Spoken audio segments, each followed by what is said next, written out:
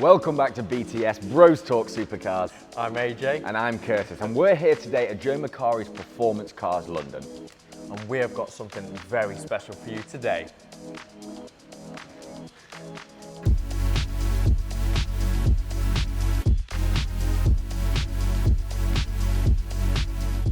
Here we have the open-top hardcore version of the 488, the Pista Spider.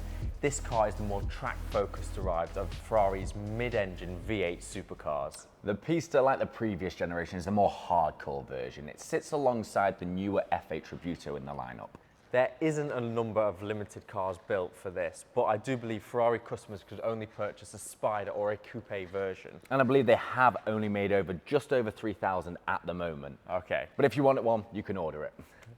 Let's walk around the aero. There is so many different things on this car. It is the outline of the 488, but all the body panels pretty much have been changed. You can still see the 488, but there's so much happening with the aero. And obviously we have to talk about the engine. Ferrari do it again and again, saving weight, but also increasing power at the exact same time. I think that is one of the most important things. Weight saving, increased power, and we love it. Due to simple things like the carbon fiber. This actual bonnet is fully carbon fiber, isn't it, Curtis? Fully carbon fiber with painted over, and as you can see, it's got the incredible Italian flag stripe going straight through the car, and you'll see when we get the roof up in a minute that it goes straight and follows over the roof as well, going from small at the front to large at the back. I think it finishes it off absolutely perfect. But before we go through some of the details and some of the aero that I absolutely love, and some of actually the technical things that Ferrari do, like change the angles of radiators to actually increase airflow and cooling, but not increase the weight. Curtis, take me through the spec of this car, as in like the actual numbers. I know you love your numbers. I feel like Curtis is all about his numbers, facts and figures. It's an absolute beauty of a car. We're talking a 3.9 litre twin turbo engine. It's a V8 engine, so it's an absolute monster. You get that roar. I'm going to call it a musical instrument when you roar, because any Ferrari, we know if you put that foot down on the accelerator, it sounds like a choir. It isn't a grumble, it's just a beautiful toned note. And we're going into 0 to 60 times, 2.85 seconds. 0 to 124, you are talking 8 seconds. And we know the coupe does do it quicker, doesn't it? it does. Is it 7.6 seconds, I believe? I think it's 7 point... Knocking off, no, 7.6 seconds, knocking off 0.4 of a second, which, when you're talking about them speeds, that's dramatic. And that's it does go on to difference. top speed of 211 miles per hour. It does, That is...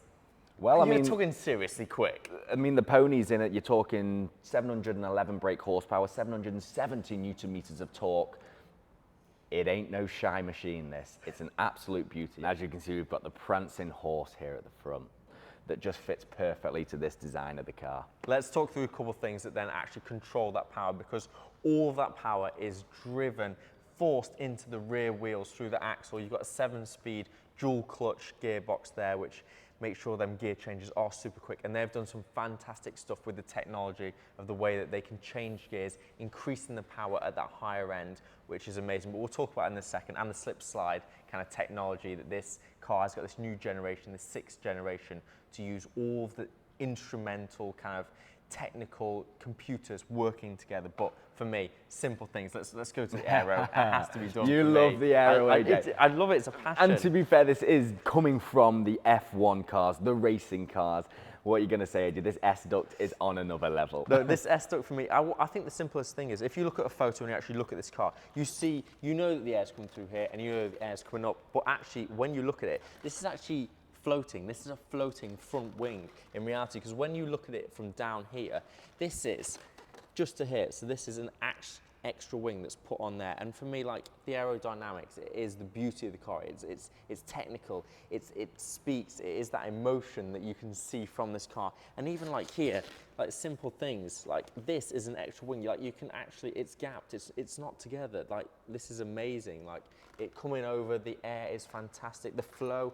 And one thing that you do actually notice about this car, when you're looking at it from front on, you don't actually see these giant channels that is taking this air over the top here. But when you come and stand from this angle here, you can see right down through to that fin, and that air gets carried down the side of the car and into these giant pronounced shoulders here. These are beautiful.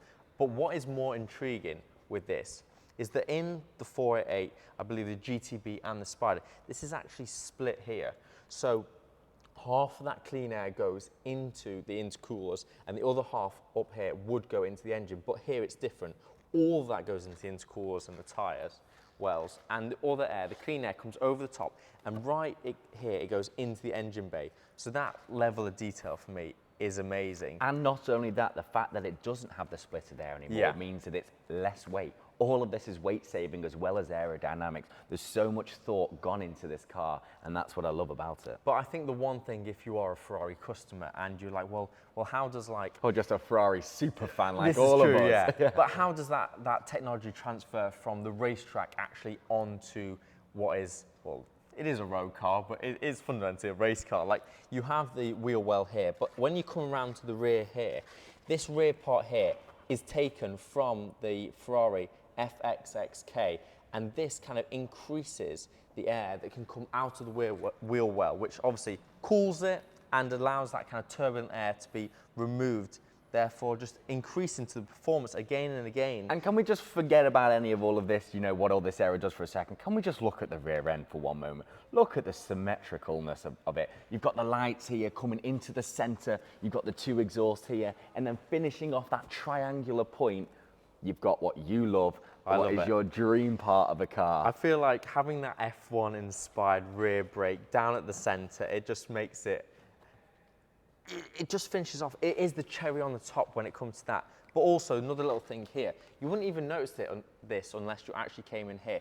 So you've just said that then, that there has just made me take this car from a 9.8 to a 10 out of 10. I'm not even, just that little bit of intricacy right there, I love it. Yeah, but like, it's the simplicity of like kind of, you would think, well, we'll just do one intake for the engine bay to cool up, but then actually no, we'll continue that carbon fiber through underneath here. All this active kind of like air that is flowing over the car is just directed in perfection. For me, as you said, Kurt, the symmetry of the car is one thing, and I can't even believe we haven't talked about this. Well, I can't believe Curtis hasn't talked about this, but when we come to the actual extras that are on this car. Yes. I don't think you can physically get any more carbon fiber on this car, but I feel like right now we have to... And talking about all the carbon fiber, everything in this car is all gone for the weight saving. It's actually 40 kilograms lighter than the predecessor, and 40 kilograms is a serious, serious amount of weight to drop on a car, especially when every single Ferrari ever built has been weight saving, it has been light, and it has, reality, been track focused, really. I think the one thing that is more important, as you kind of said, Curtis, is that all that weight, 40 kg, but actually 18 kilograms is saved from the engine, but also increasing that power. But when we're talking about, obviously, all of that extra power, we've talked about the aero, the way it sticks this car down, so when it drives, it performs to the best of the possibility. But cooling is so important when it comes to these cars. We spoke about it slightly with the rear tyre, the way the aero, and obviously the aero going into the engine bay, but also down here at the front, what is really intriguing is the radiators here are actually raked, rather than the 488, they were raked towards the rear, they're actually raked forwards, meaning that the air can actually get into the radiator quicker and more air, therefore cooling it quicker. It's just perfection. And again, as you say, Kurt, no extra weight. What more could you want? What more could you want? Well, it's a way to create extra cooling and create extra aerodynamics with actually adding no weight. And it's such a simple thing that they've done, that is, but nobody's done it. Nobody does that. Well, that's come from the challenge car. And multiple other things have come from the challenge car. Let's get inside here and just perfection here. One other thing that I did notice actually, Curtis, very random, not a spec thing. I don't know if this is normal. I knew you were going to say this, yeah. I'm all about the small details. And actually, when it comes down to having the key positioned on the door, I love them little details. I don't know why. Maybe it's just a kind of like... I was going to say, what northerner. What do you think of that? Do you like the key or not like the key? Because obviously, with the key there, you could say, takes away from the slickness. No.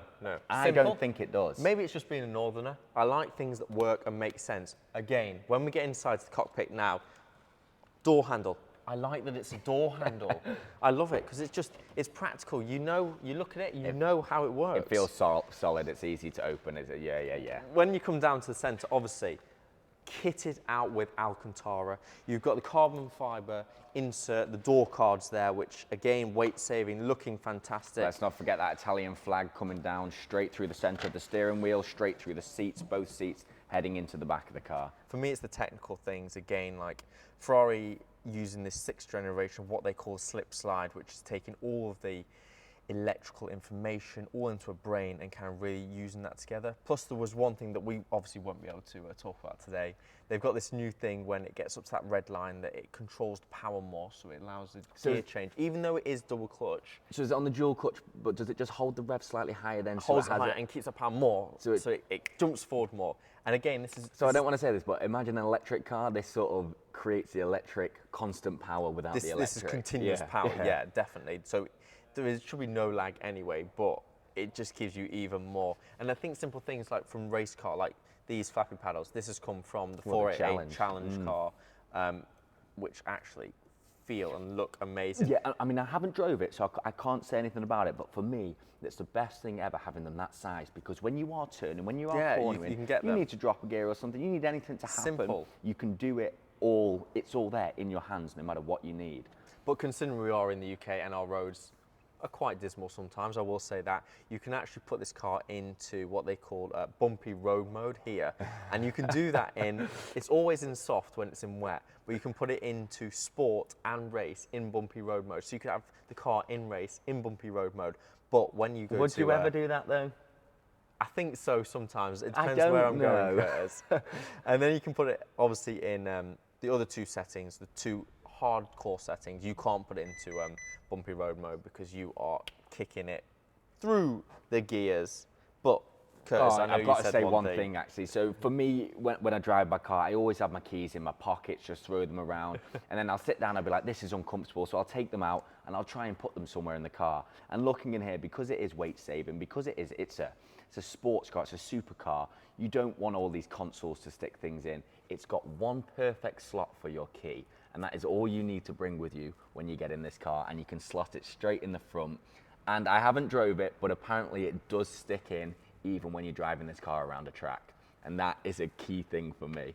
Yeah, this car is about taking the most extreme race cars and turning it into a road car, but I do like that there is only a couple of things. So you can fit your phone there maybe, you can maybe fit a wallet in there, but there is no glove box, it is not necessary. There is no screens for your passenger or center. Like, they don't need to change the music, it's fine. I'm going to listen to the V8 roaring behind me. And talking partially on not having a glove compartment or anything, actually with the S duct at the front, it does take away a little bit of the boot space.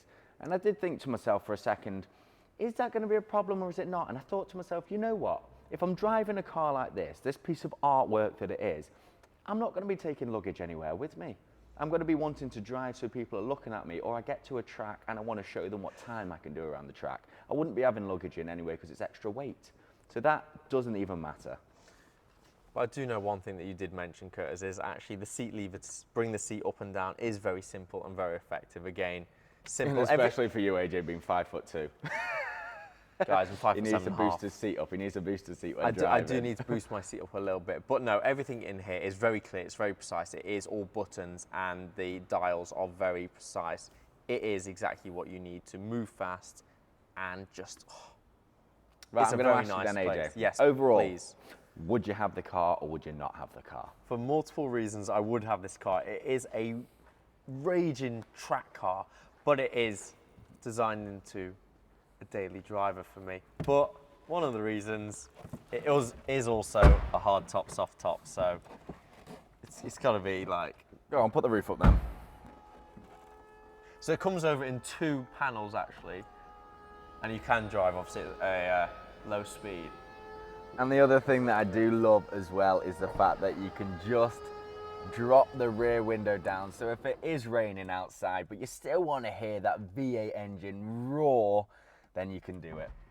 Like, yeah, that one thing, that rear window, that is one of the best things about this. We were actually talking to one of the guys which has been driving this car quite a lot, and he says all of the time he has that rear window down, no matter what the weather is. If it's raining, if it's windy, if it's sunny, he'll have that rear window down. Why wouldn't you? Yeah. Why wouldn't you? Literally, that is everything. And I think for me, having a hard top, soft top makes all the difference personally. It is fantastic. And for any tall people that are actually thinking about getting something like this, I'm 6'3". I'm not a small guy. I'm quite a big lad. I'm quite wide, and it's comfy. I feel actually settled in this seat. I feel settled. When the roof came up, I was worried my head was going to hit it. Okay. A lot of cars, naturally, my head touches the roof. I've got space in this, and I feel... Don't worry, I can pump my seat up. I feel airy. I feel good. I feel ready to go and race. Look how high I can be. Yeah, well, he still needs a booster seat with that. But No, I'm deadly serious. I'm small. I had to move the seat quite far forward to get my feet to the pedals, and like I feel like I'm driving. I've got a good seat here. But no, let's go look at that front trunk because I know you mentioned that. I think first we're going to start that engine off, AJ.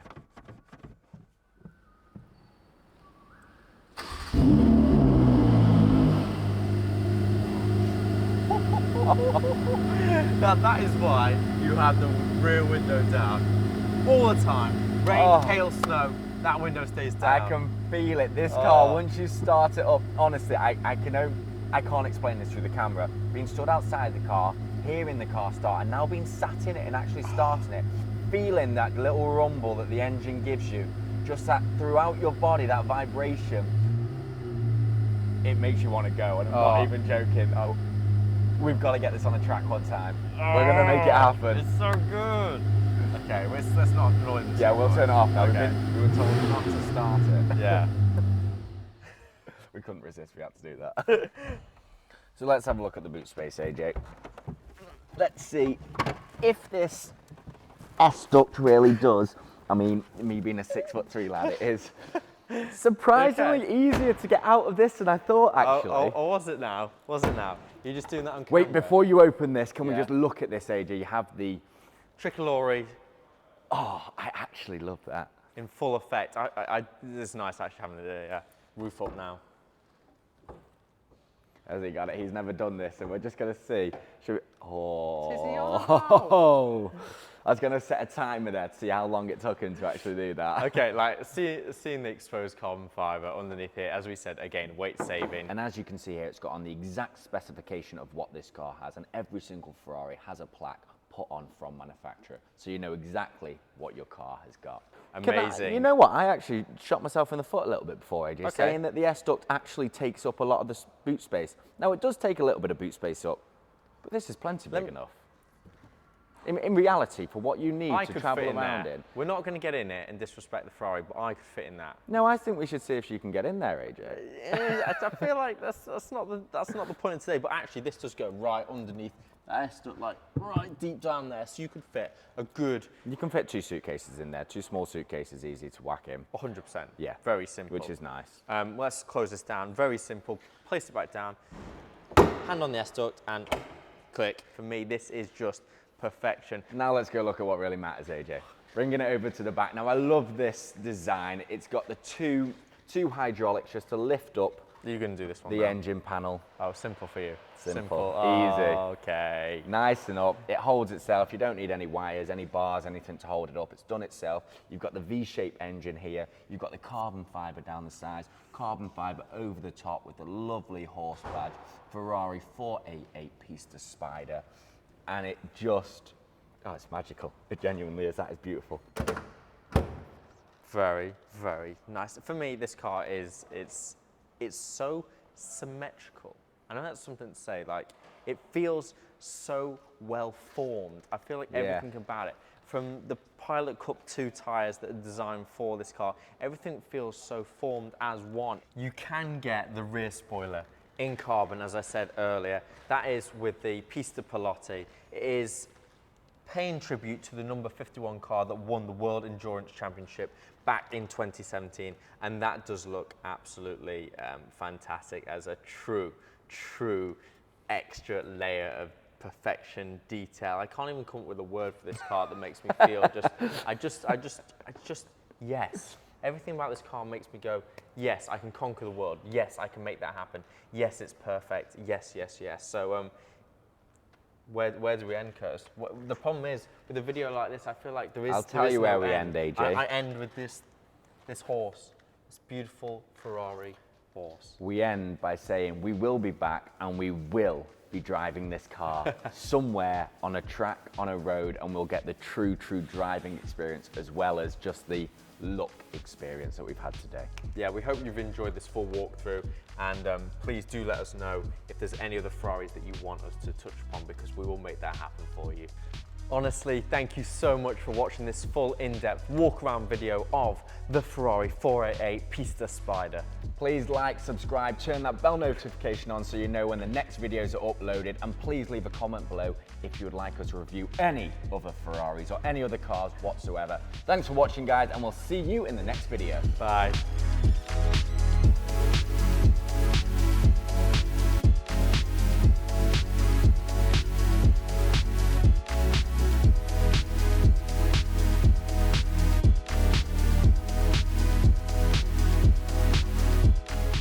Fact of the video, only 2 examples were made of the first Ferrari.